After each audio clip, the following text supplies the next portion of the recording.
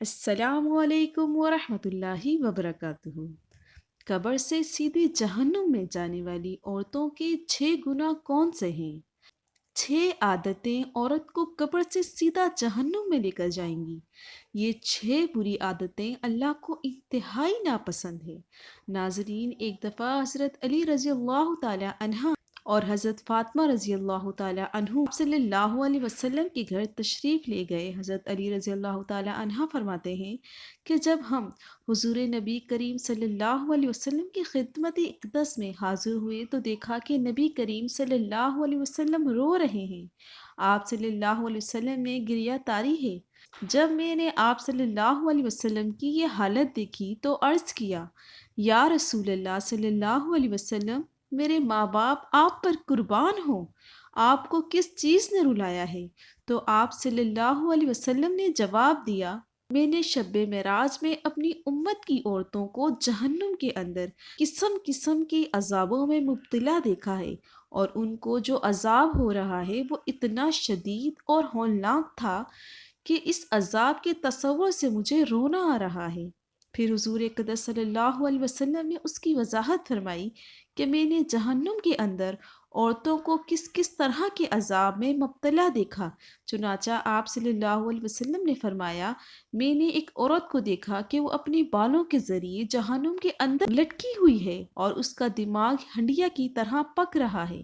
ناظرین کرام، ایک تو خود جہنم کے اندر ہولنا بذات خود کتنا ہولناک عذاب ہے، پھر بالوں کے بل لٹکنا یہ انتہائی تکلیف دہ عذاب ہے، اس کے بعد پھر دماغ کا پکنا یہ تیسری سزا ہے۔ آپ صلی اللہ علیہ وسلم نے فرمایا، میں نے دوسری عورتوں کو جہنم میں اس طرح دیکھا کہ وہ زبان کے بل لٹکی ہیں۔ تیسری عورت کو میں نے دیکھا کہ اس کے دونوں پاؤں سینے سے بندھے ہوئے ہیں اور اس کے دونوں ہاتھ پیشانی کے ساتھ بندھے ہوئے تھے۔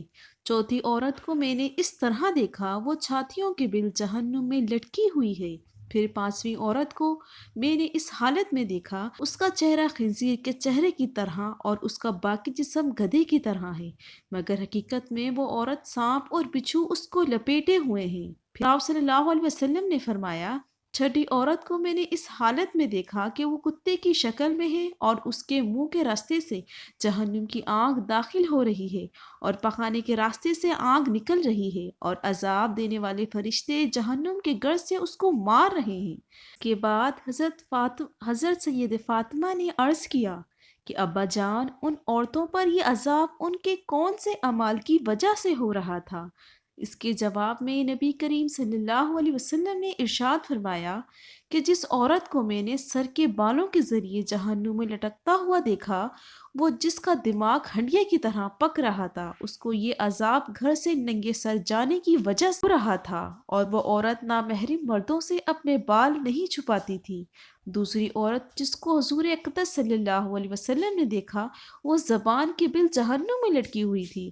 اس کے بارے میں آپ صلی اللہ علیہ وسلم نے فرمایا کہ یہ وہ عورت ہے جو اپنی زبان درازی سے اپنے شوہر کو تکلیف پہنچایا کرتی تھی۔ بعض عورتوں میں بلا شبہ یہ بری خصلت پائی جاتی ہے، اور بہت ہی منہ پھٹ زبان دراز اور بہت زیادہ زبان چلا کر اپنے شوہر کو تکلیف پہنچانے کی عادی ہوتی ہیں۔ اور یہ بات مرد کے لیے بھی جائز نہیں کہ وہ اپنی زبان سے اپنی بیوی کو ناحق تکلیف پہنچائے یا اس کو ستائے اور پریشان کرے۔